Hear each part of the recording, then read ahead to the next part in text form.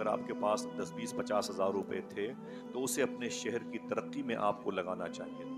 जिस मसाजिद में cooler AC नहीं है वहाँ एसी लगा दें, और जिन उलमा किराम की तनख्वाहें कलील हैं उनको खुद कफ़ील बनाएं आप, और उनके बच्चों की फ़िक्र करें। अभी माजी करीब में मेरे एक दोस्त थे, उनके मिलने वाले गोरखपुर में थे, वहाँ रहते थे, और ये बारिश के अय्याम शुरू होने वाले थे। मेरे दोस्त हैं मेहताब भाई निज़ामी, मेहताब निज़ामी, उनके वो बड़े ख़ास थे और साहिब सलाम वाले थे। मालूम है उनको कमेटी के लोगों ने जो मकान दिया था, उस मकान में उनके 3 बेटे यूं यूं यूं साइज के, और एक छोटी सी बेटी और एक बीवी, और वो खुद रहते थे। बहुत ही शरीफुल नफ्स वो आलिम दीन थे।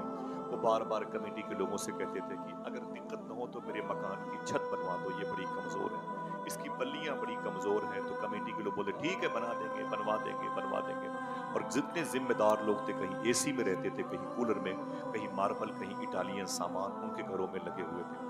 आलिम साहब ने कई मरतबे कहा कि मेरे घर की दीवारें बड़ी कमज़ोर हो गई हैं, मैं यहाँ पढ़ाने के लिए मकतब में आया हूँ, मेरे 4 बच्चे हैं, एक बेटी है, 3 बेटे हैं, एक बीवी है, मैं रहता हूँ, मुझे डर लगता है कहीं ये लकड़ियाँ टूट न जाएं और मेरे बच्चे नुकसान में आ जाएं। कमेटी वालों को उनकी बात की अहमियत का अंदाज़ा नहीं था।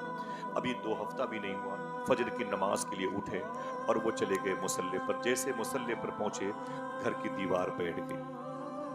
मालूम है उनके तीनों बेटे, उनकी एक बेटी, उनकी बीवी उसी दीवार में दब के शहीद हो गए। मस्जिद से जब सलाम फेरा, दुआ भी नहीं की। लोगों ने कहा कि चीख की आवाज, तो इमाम साहब दौड़े, देखे तो एक हाथ में 5 जनाजे जनाजे रखे हुए थे। लोगों को देखा तो बोले आपका बहुत बहुत शुक्रिया, कम से कम आपने मेरा घर नहीं बनवाया, अगर बनवा दिया होता तो मेरे बच्चों को शहादत का जाम पीने को नहीं मिलता। बोले मेरा दिल टूट गया है तुम्हारे साथ रहने से, इतनी बड़ी कुर्बानियां मैंने दी हैं, आपके बच्चों को जन्नती बनाने की कोशिश की है, आपके बच्चों को मैंने कुरान पढ़ाया, लेकिन आपने मेरे बच्चों को आखिर मार ही डाला।